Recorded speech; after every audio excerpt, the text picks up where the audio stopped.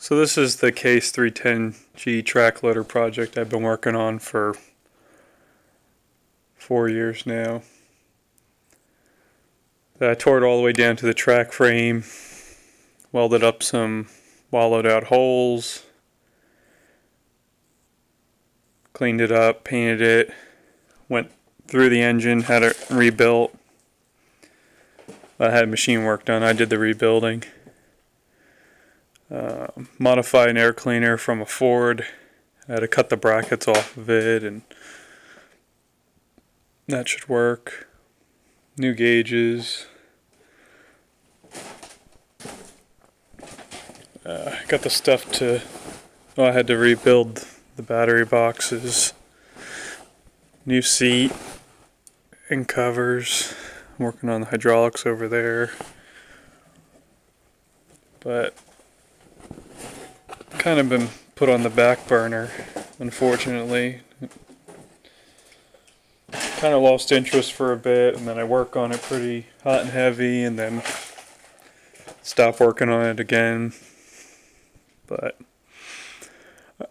I really want to get it done. I want to take it to a show, run it around a bit. That was the whole goal of doing this.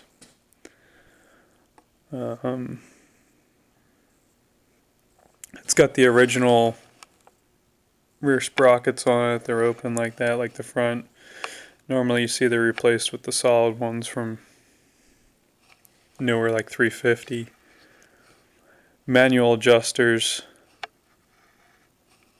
I know this left final drive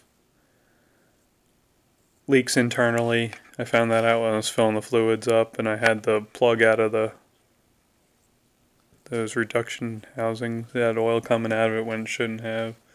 So I'll have to take that apart and fix that. That was an unknown issue.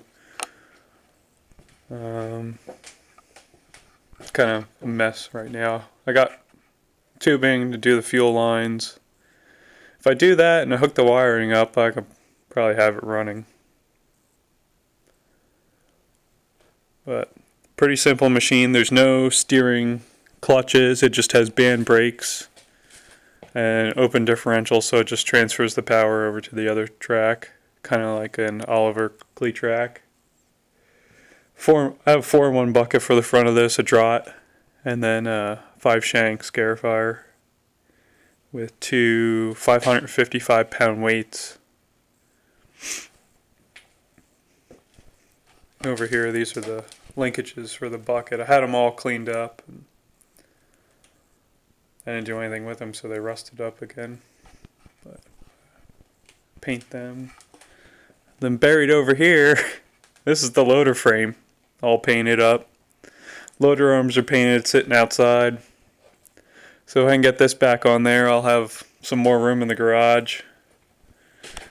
There's the hood and the pump, and all the hydraulic cylinders have been stripped of paint. I got seal kits for all them I gotta do. So I got plenty of work. I just gotta get my butt in gear to get it all redone. And there's the grill. Grill's all painted up. Behind this is there's the belly pan. Pretty heavy. And then over here I had some more painted parts. This is the top of the hood. That's the bottom of the bell housing, where the clutch is, the clutch housing. This is that L10 Cummins I bought for the Diamond Rio before I bought the other truck with the L10 Cummins. That needs a little patchwork. That's the front of the bottom of the pump.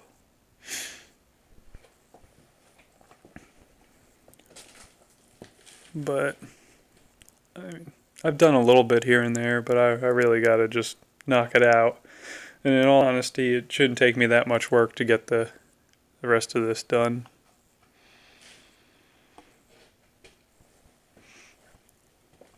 There's some plasma cut stuff. I had this set up with a tarp behind it so we could paint in here.